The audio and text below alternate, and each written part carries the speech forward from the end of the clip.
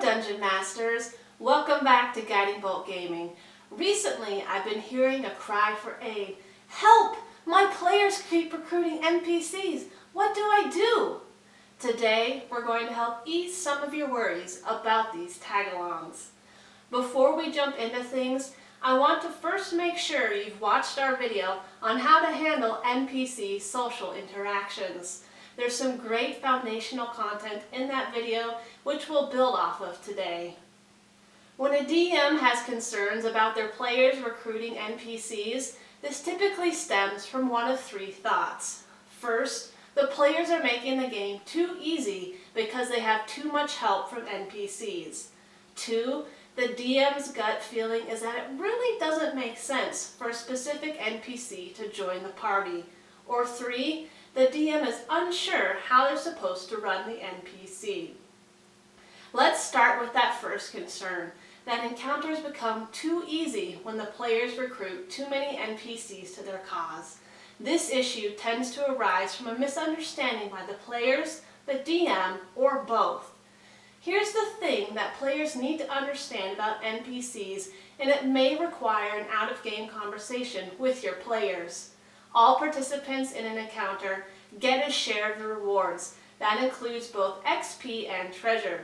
So if your party of 4 players recruits 4 city guard to help them fight the big bad beholder, then the XP and treasure for that combat should split 8 equal ways rather than just 4. And that's if the players are actively pulling their share alongside the NPCs. Because if they're not, then I'd give all that experience to the NPCs. They're the ones earning it after all.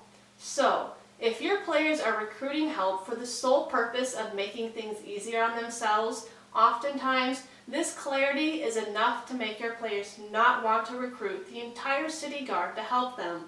Receiving half as much treasure and experience points is going to make their efforts a lot less effective and more time intensive when it comes to leveling up and acquiring things. Once they understand that, they will be more willing to face the challenges head on themselves. After all, your players are supposed to be grand adventurers. By their definition, they're supposed to be more adept on taking on these threats. The thing that DMs need to keep in mind is that they can make their combats more flexible too. Don't be afraid to throw in extra minions into the big bad's army when the players recruit an unexpected NPC or two. Changing the number of monsters in a combat is a very easy tactic to employ on the fly to increase the difficulty of a fight to balance out the party's extra strength. Alternatively, you could use traps or the terrain to separate the party into 2 groups. I wouldn't use this tactic every time, but it's possible, for example, that a portcullis gets triggered and drops down suddenly, dividing the party. For a third option, you could even limit the number of NPCs that can join the group at any one time, barring special occasions. This doesn't mean you should arbitrarily tell the group that they only are allowed 2 NPC helpers, but it does mean that you should have a general sense in your head of what it does make sense for the party and roleplay interactions accordingly. This topic relies heavily on the NPC social interaction video I mentioned, and we'll get into more of these specifics because the final 2 DM concerns, that they aren't sure how to handle the NPCs or they have a gut feeling they don't make sense to join the party, are both intertwined in this topic. The first thing I want to cover as we segue into this conversation are some of the basics of how NPCs work from the mechanical side of the game. Sometimes a question comes up over who should control the NPC. According to the Dungeon Master's Guide, that job falls to the DM. It's the DM's duty to control all NPCs, but the DM may give control of the NPC to another player character if they want. The DM still has final say in all decisions though. If the DM feels the player character has made an incorrect decision for the NPC based on the NPC's goals, motivations, then the DM has the power to overrule that player. Who the DM chooses to control the NPC could vary by the situation or whatever the party is facing. For example, the DM may decide to control all the role-playing aspects of the NPC, but then pass them off for a player to control during combat. Maybe the NPC has a secret motive or is a key piece of a plot. The DM will likely need to keep these for themselves. The DM may also decide to control higher-level NPCs who are more independent, while allow the players to control the lower-level Tagalongs, like the knight taking ownership of their squire. We'll talk more about high versus low-level NPCs in a moment. When it comes to actually controlling NPCs, you first need to understand how important an NPC will be to the adventure. NPCs generally fall into 3 categories. First are the main character NPCs. These are the NPCs you know ahead of time that will play an integral part in the story. They can include the big bad or a prominent local leader. The second type are the NPC extras. These ones tend to be one-off characters that only make short appearances for a single scene. These may include general shopkeepers or guards. The third category is the unexpected NPC. These are the NPCs that your players end up latching onto unexpectedly. They often start out as extras, but because the players want to interact with them more, they become reoccurring NPCs or tagalongs to the party and end up having more screen time in the narrative. When you're preparing for a campaign, all NPCs who are going to join the party for more than a single scene need to be fleshed out. This helps ground the characters and make them feel more real in the world. This prep work includes your main character NPCs since you know they will play a bigger role. Just like the player characters, these NPCs have motivations, wants, needs, morals, flaws, and so on. These personality traits are super important because they're the guiding light you use to direct how the NPC thinks and acts. Now, this isn't typically required for extra NPCs because of how little time and importance they play, but this is required when your players decide to make an extra into an unexpected NPC. You will have to come up with these things on the fly, but you don't have to improvise an entire personality on the spot. Start by determining their main motivation. What do they want in this moment? And a single, simple personality trait, like the guard is gruff, or jovial, or skeptic. This will give you a starting place for role-playing the character appropriately. As the unexpected NPC continues to play a larger role in the story, you can grow their personality by adding details as you go. But by understanding what the NPC wants out of that first social situation, and by applying the added layer of the simple personality trait, these details will get you through that first improvised social encounter by guiding you on what that NPC's objections and incentives are. All else can build from there. Let's look at a quick example of the thoughts you should be playing in your head as the party decides they want to make a goblin extra into an unexpected NPC.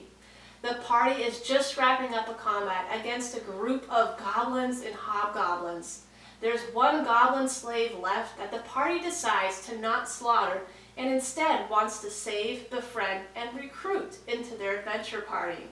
What should be running through your head as the DM? You should be considering what the goblin's motivations are in that moment. What would he want out of the situation? The goblin may be terrified since these powerful adventurers just slaughtered all his slave buddies. Or he may hate them and be scared and just want to get away as fast as possible. Or the goblin may be grateful and choose to travel with the party for a short time. But then what? The goblin may feel guilty that he escaped while the rest of his brethren are still enslaved. He may wish to leave the party to go and save them, or he may ask the party to help him save them. If the party accepts, cool side quest. If the party doesn't accept, the goblin might slowly start to question his newfound friends and get mad enough to simply leave, being disgusted with the party for not helping him and using him for their own personal needs, which in the goblin's eyes also feels a bit like slavery. What if the goblin feels his purpose is to be a minion of the strongest creature he can find? When the party comes across a giant dragon, will the goblin decide to switch sides? Or maybe the goblin feels out of place with the party and just wants to be with his own kind again. He might wander off some night while on watch because he spots goblin tracks in the dirt. You see how there are all kinds of options this little goblin could take? Some lead him to rejecting the party's offer, some have him joining the party, and others have him joining for some time, but then abandoning. What he actually chooses to do will hinge upon his personal motivations, objections, and goals in life. It isn't solely decided by a high roll on a persuasion check. The situation needs to be role-played in a way that makes sense for the scene unfolding. Let's take a look at another example. The party is talking to a city guard on duty at the front gate, trying to recruit him for their latest quest. The guard may consider joining the party if the lure of treasure or renown is strong enough, but he may not highly value those things either. Instead, he might have a strong sense of duty. He knows it's his job to guard the front gate and doesn't want to let the city down by abandoning his post. He might also be afraid of leaving his post for fear of getting in trouble with the guard captain. He could lose his job or be assigned to a worse position, like having to clean the privies. He may have a family that's most important to him. He needs a steady job to support them and knows he can't go off adventuring, leaving them to fend for themselves or risk getting himself killed. Perhaps he's already heard that the party invited Jack and John along, and those two guards never came back last spring. You think he's going to trust the party with his well-being after that? Not so much. Or maybe the guard is willing to join the party if they agree to feed and clothe him for the duration, but they must also promise to help him with X little problem he's been facing on the side. Again, we have many options for a city guard, but whether or not he joins the party will depend upon his personal motivations.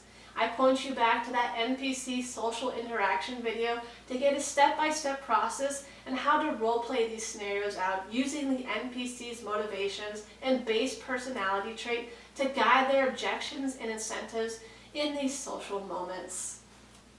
These examples help us understand the DM concern about that gut feeling. If you feel that it doesn't make sense for an NPC to join the party, that's probably because their motivations, objections, and incentives don't align with the party's. Once you clearly identify them, you'll be able to recognize what's going on and role-play the situation accordingly. All of the pieces we've covered thus far help us as DM better understand how to control NPCs. But let's dive into more helpful specifics. Let's revisit that low versus high NPC idea to see how these two differ from one another. Now, low versus high level is a misnomer. When I say low level NPC, I'm actually referring to an NPC type that we'll now call sidekicks. Sidekicks include any NPC that is subservient to the party. This can include pets, hirelings, assistants, and the like. The main thing that defines a sidekick NPC is the fact that they will generally follow the NPC's orders. In most situations, they are followers rather than being independent thinkers. The other thing that helps define sidekick NPCs is that they are usually hired or recruited by the party. In other words, the party chooses to bring them along. What's important to understand about sidekick NPCs is that they still have all the things your other players and NPCs have. Don't dehumanize them. They have motivations, goals, incentives, and even free will. Because they're subservient in some way, they may be willing to do things they don't necessarily like or want, but all sidekick NPCs have a line they won't cross. If the players push too far, the sidekick can decide to leave. And as the DM, you have to decide what the sidekick is getting out of the relationship with the players. Why are they there? Is it for money, hero worship, duty, enslavement? At some point, the reason for being there might not outweigh what's occurring. You must decide where that line is in the sand for this sidekick and what their response will be. An abused slave or pet might run away, while a hired soldier might sell the party out or even rob them. Let's move on to high-level NPCs, and by that, I actually mean allies. Unlike sidekicks, allies are not subservient to the party. They might take suggestions or orders from the party, but they are independent and free thinkers. They will ignore or argue with orders that conflict with their goals. Allies may end up joining the party because they offer to work with the players, or the party may invite the ally to join them.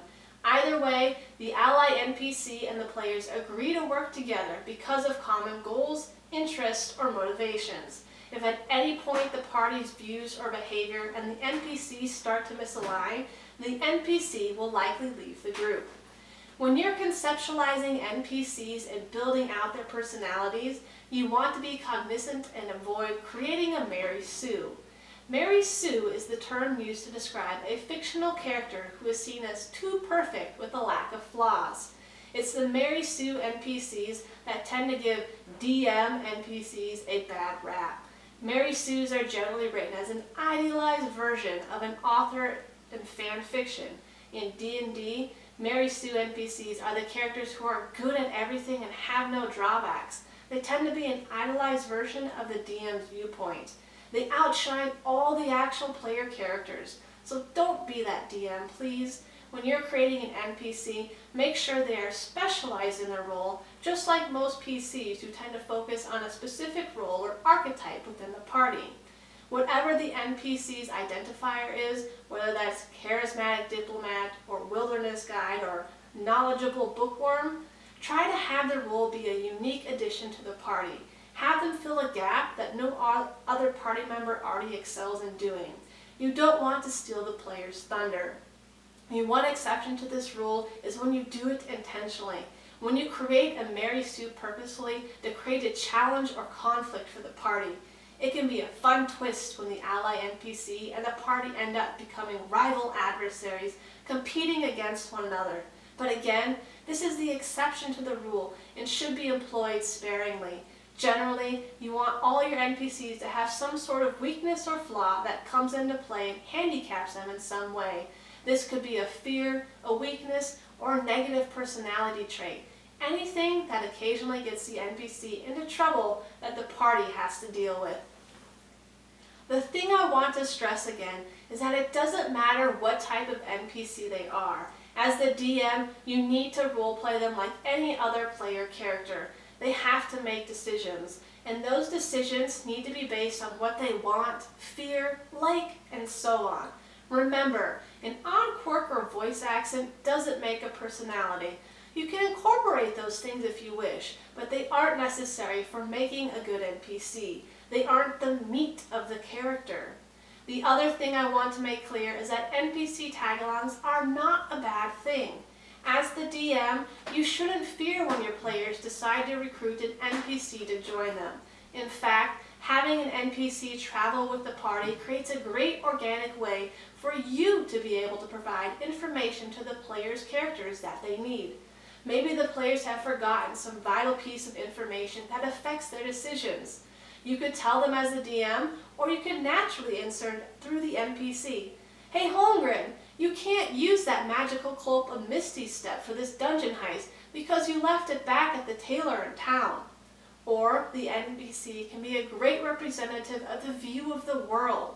If the PCs are about to do something that they don't realize much of the world would consider evil, the NPC could raise objections. Just remember, NPCs only become problematic if you let them become so. If the party invites a city guard to join the party, that guard isn't going to know all the inner workings and secrets of the Lord Protector. He's only going to know the information that's important to his daily life and job as a guard. He probably is well aware that the town is afraid and mistrusting of dwarves due to that massive attack that happened 3 years ago, but he hasn't got a clue that the Lord Protector is secretly brokering trades and favors with the dwarven clan lord. If the party encounters or befriends an NPC that's actually high level, in the true sense of the words this time, make that NPC scarce. By that, I mean the high-level NPC should be engaged in or otherwise preoccupied in concerns that are bigger and higher level than the players. This not only adds depth to your world, but it's also a great way to add a hook for the next adventure down the line once your players have completed their current task and grown stronger.